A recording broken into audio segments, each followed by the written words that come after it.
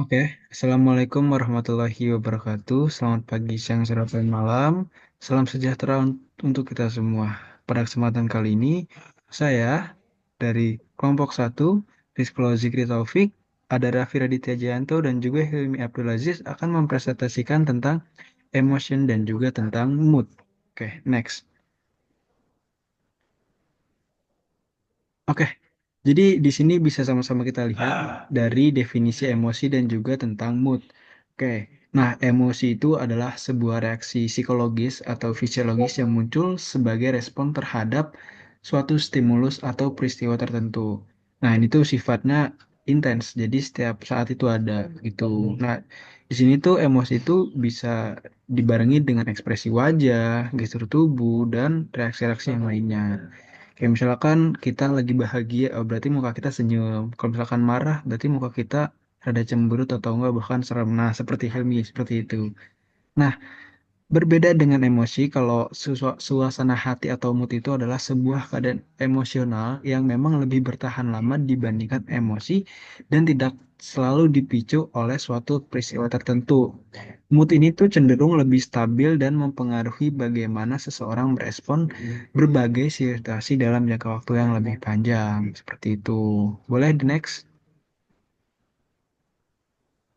Oke, selanjutnya itu ada sumber emosi dan sumber dari mood. Yang pertama itu adalah sumber emosi.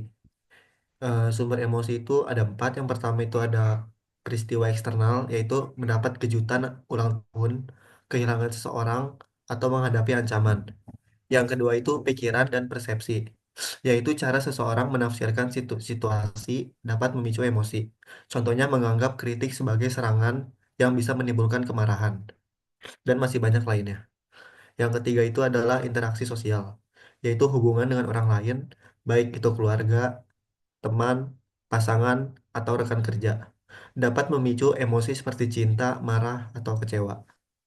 Yang keempat itu adalah kondisi fisik dan biologis, yaitu rasa sakit, kelelahan, atau lapar bisa mempengaruhi emosi seseorang, misalnya mudah tersinggung ketika lapar. Selanjutnya itu adalah sumber mood. Sumber mood itu ada empat juga. Yang pertama itu adalah faktor biologis dan hormon, yaitu ketidakseimbangan hormon seperti serotonin dan dopamin. Bisa mempengaruhi mood seseorang, misalnya depresi akibat rendahnya serotonin. Yang kedua itu gaya hidup dan kebiasaan, yaitu pola makan sehat, olahraga, dan kegiatan yang menyenangkan dapat meningkatkan mood. Sementara kebiasaan buruk seperti kurang beristirahat bisa memperburuknya. Yang ketiga itu lingkungan dan cuaca, yaitu cuaca cerah cenderung meningkatkan mood positif, sementara hujan atau mendung sering dikaitkan dengan mood yang lebih suram. Yang keempat itu kondisi fisik, yaitu kesehatan tubuh, pola pola tidur, dan tingkat energi sangat mempengaruhi mood. Kurang tidur misalnya, itu dapat menyebabkan mood menjadi buruk. Nah, kita kan tadi udah ngebahas definisi sama sumbernya. Terus pasti ada kan cara mengendalikan emosi dan mood gitu. Nah, ada nih beberapa kita masing-masing kita ambil 6 dari emosi dan mood atau suasana hati. Kita bahas dari yang mengendalikan mood dulu. Nah, yang pertama itu jaga pola tidur yang baik. Seperti yang tadi si Raffi bilang, kurang tidur dapat membuat mood buruk. Itu benar. Yang kedua, bergerak dan olahraga. Ada faktanya kalau berolahraga itu menaikkan tingkat hormon kebahagiaan. Yang ketiga, atur pola makan yang sehat. Nah, ini juga bersinkronan, bersaling ikat mengikat gitu, berolahraga dan makan yang sehat. Nah, ada juga nih yang mendengarkan musik atau lakukan aktivitas yang menyenangkan, seperti kayak misalkan contoh saya mendengarkan lagu untuk sebelum kelas biar mood saya buat kelas tuh lebih wow gitu. Nah, yang kelima ini ada kelilingi diri dengan orang yang positif gitu. Seperti kita mencari circle-circle yang tidak terlalu buruk. Nah, yang paling penting nih, berlatih bersyukur dan berpikir positif. Ini kuncinya. Sebenarnya itu kuncinya. Nah, untuk mengendalikan emosi itu apa aja sih? Nah, yang pertama itu adalah kenali dan sadari emosi. Jadi kita harus kenali dan sadari emosinya. Kayak, wah kalau kita mau sedih nih, apa sadar gitu kan, kalau kita mau sedih, terus kita kenali kenapa. Nah, yang kedua tuh ada latihan teknik pernapasan.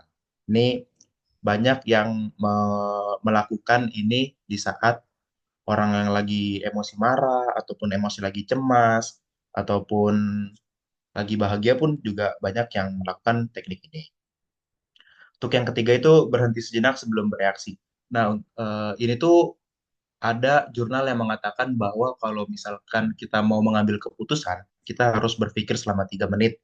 Nah, itu mengambil dari sini berhenti sejenak sebelum bereaksi untuk menentukan tujuan mana yang lebih baik. Itu buat memperoleh pemikiran otak. Oke, untuk yang keempat, ekspresikan emosi dengan cara yang tepat. Nggak mungkin dong kalau misalkan kita marah, kita pukulin orang. Nggak mungkin kan? Ya dong. Itu namanya asusila. Asusila. Itulah. Nah, lebih baik kalau misalkan kita ke sasana. Kita pukul-pukulin aja tuh samsak. Ya nggak? Bagus kan? Terus atau nggak kita lari. Udah kita lari yang jauh daripada kita mukulin orang gitu.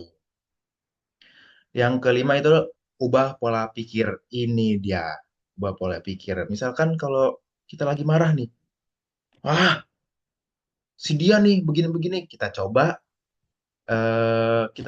berpikir positif gitu kan. Oh mungkin beliau sedang tidak enak hati, makanya begitu. Nah yang keenam nih, kelola stres dengan baik. Jadi jangan terlalu stres banget. Kita harus holiday biar tidak stres. Gitu. Itu untuk cara mengendalikan emosi dan mood. Selanjutnya,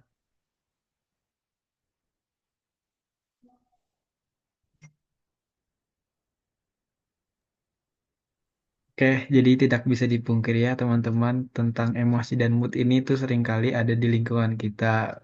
Jangankan ke tuh, lingkungan yang jauh-jauh, di antara kita bertiga pun sering mengalami hal tersebut.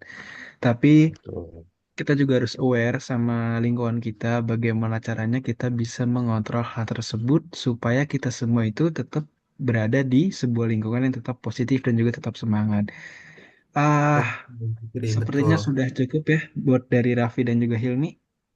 sudah Cukup. cukup. Oke, karena sudah cukup, atas kesempatan dan waktunya kami ucapkan terima kasih. Wassalamualaikum warahmatullahi wabarakatuh. Selamat pagi, siang, sore, atau malam. Ya, terima kasih. Terima kasih.